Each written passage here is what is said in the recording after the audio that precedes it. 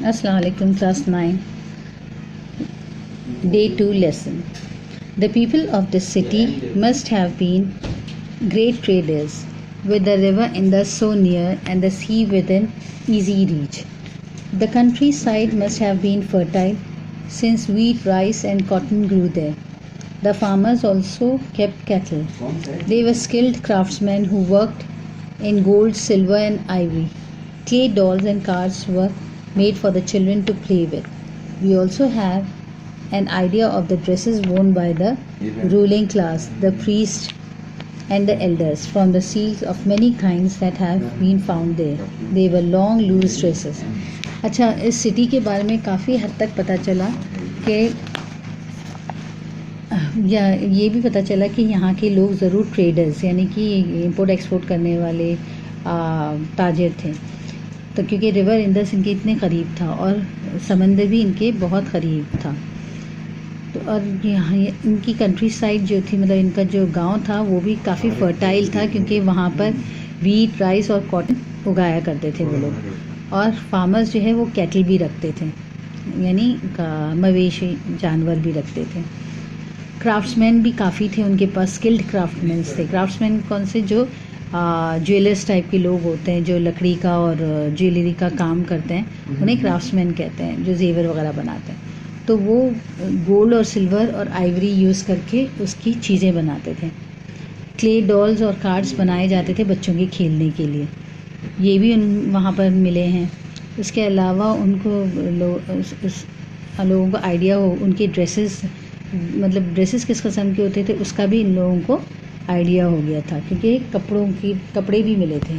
तो कपड़े ये कपड़े नहीं मिले थे, सील्स मतलब स्टैम्प्स जो होते हैं, तो उस पर जो निशान थे, जो लोगों मतलब स्टैम्प्स पर जो इंसानों के निशान थे, उससे पता चला था कि लॉन्ग ड्रेसेस पहनते थे। Nearby is a museum where interesting objects found from Mohenjo-daro are kept on exhibition. These include seals, jewelry, toys, weapons, and painted pottery. The best find of Mohenjo-daro is the head of a bull, which was used as a seal. A metal statue of a dancing girl has also been found. There were metal tools too. It is because of these metal objects that the probable age of the city is being given as about 4,500 years. अच्छा, वहाँ पर एक museum बनाया गया है जहाँ पर मोहनजोदारो से मिली हुई चीज़ें रखी जा रही है, एग्जीबिशन पर रखी गई हैं। इसमें ज्वेलरी है, सील्स है, टॉयज़ है, वेपन्स है और पेंटेड पॉटरी है।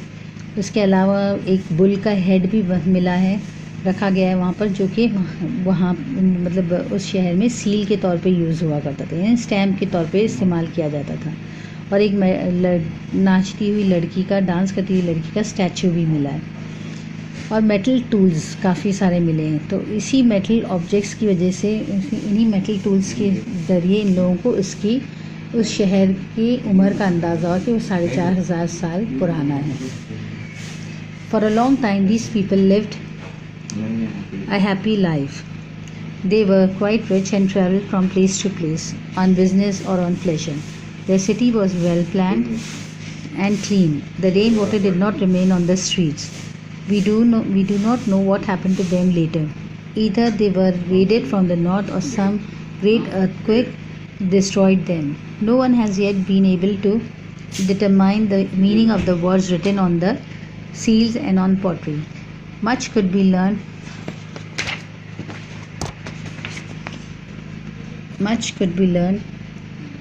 if language experts are able to decipher these words. Learned men and visitors often come to the site. They come not only from Pakistan but also from all over the world. Let us hope that their efforts succeed in deciphering these words. We will know a great deal or more than we do now about this dead civilization. यानी इनके शहर से पता चलता है कि लोग काफ़ी अमीर थे और एक बहुत अच्छी ज़िंदगी गुजारा करते थे, खुशगवार ज़िंदगी गुजारा करते थे और जगह जगह ये सफ़र किया करते थे। इनकी सिटी जो है बहुत वेल प्लान थी और क्लीन थी, साफ़ सुथरी।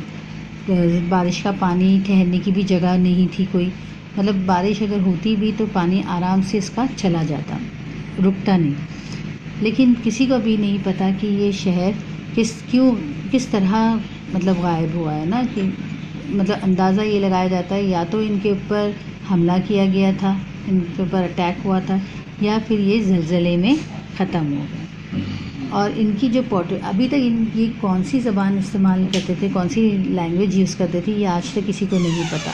हालांकि जो पॉट्स वगैरह इनके मिले हैं उस पर लैंग्वेज लिखी तो है, लेकिन आज तक कोई लैंग्वेज एक्सपर्ट भी नहीं पहचान पाया कि ये किस किस्म की लैंग्वेज है, यानी कौन सी लैंग्वेज है। तो कहा जाता है कि अगर कोई स्कॉलर या कोई अच्छा लैंग्वेज एक्सपर्ट जो है, जो अगर इसको डेसिफर इसको ट्रांसलेट कर ले इस लैंग्वेज को, तो हमें पता चल जाएगा कि ये शहर के साथ क्या हुआ।